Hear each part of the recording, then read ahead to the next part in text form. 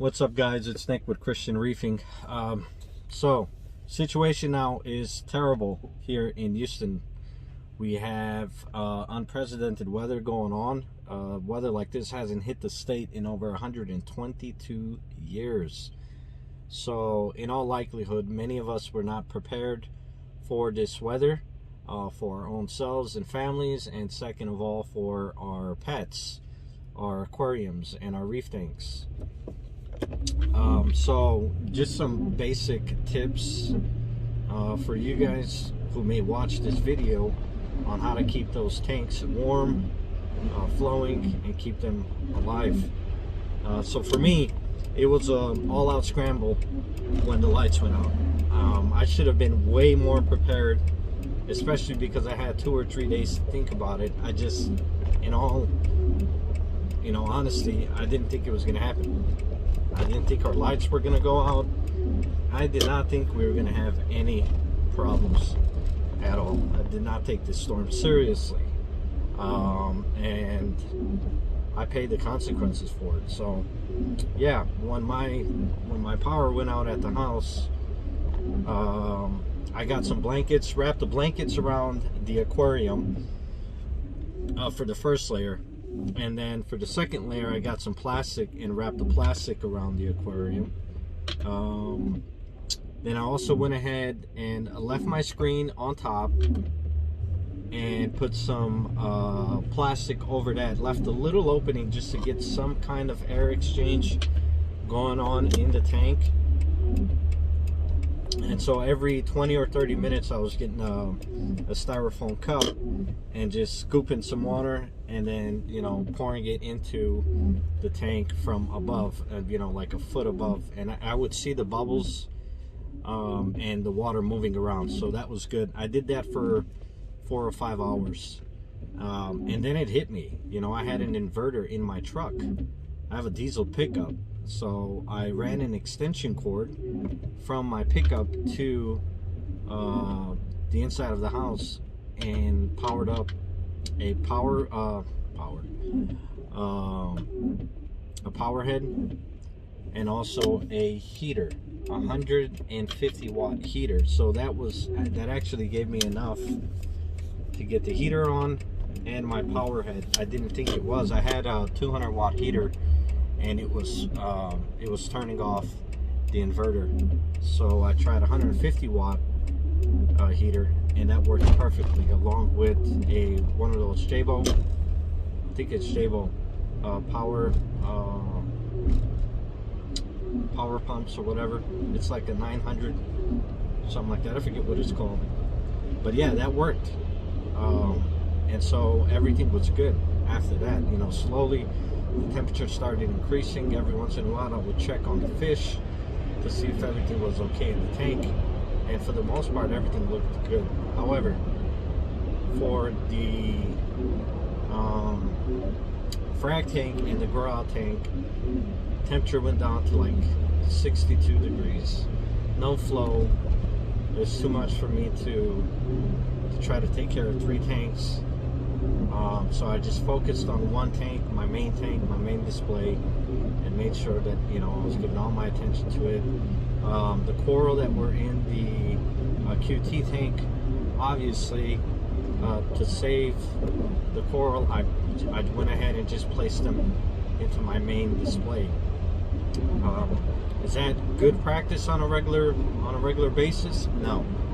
And in normal circumstances, no, you wouldn't want to do that. But in an emergency situation, I try to get as much of my livestock as I can into the main display, because obviously I had a heater and a power head in there. Now, if I didn't have my truck and I didn't have that inverter in my truck, what would I have done? Well, I would have done the best I can, and which would have probably been to boil some water from the barbecue pit, because I did have some butane or whatever in my barbecue pit. So I would have, boil up some water, put it in some kind of container, and place the container into my tank.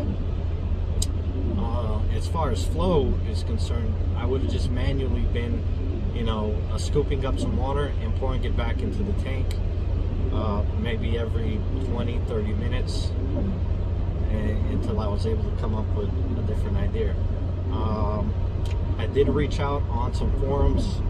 I did reach out to some local reef clubs and also some groups I have on Facebook.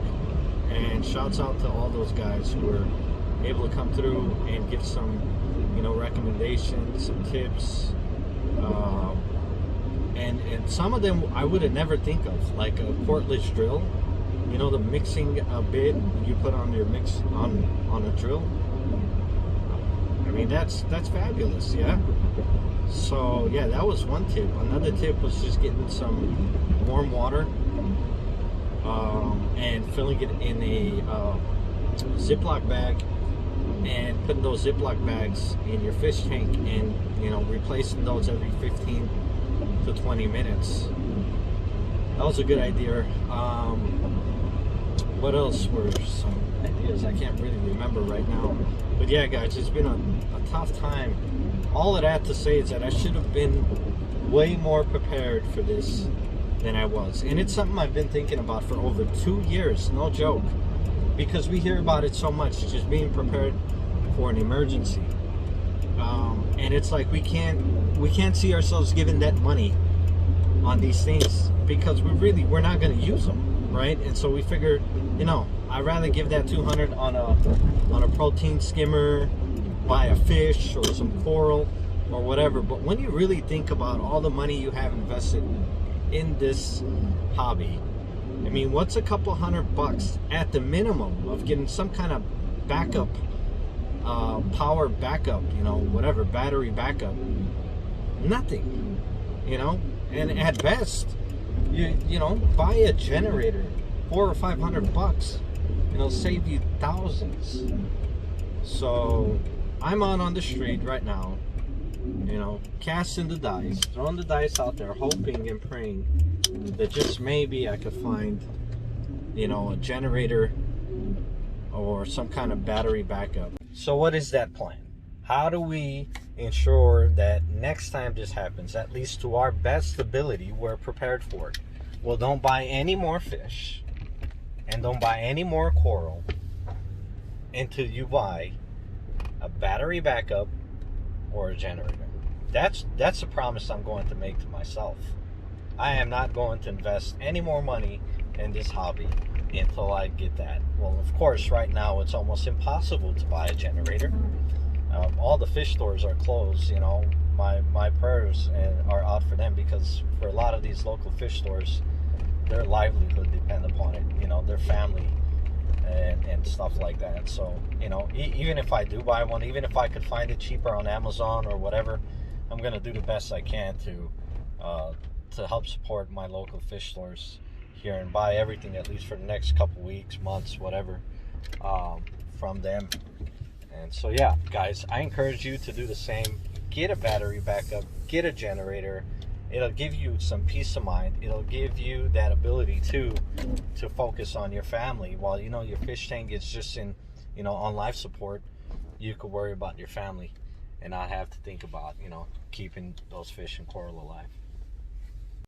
All right, guys. Well, again, my name is Nick with Christian Reefing.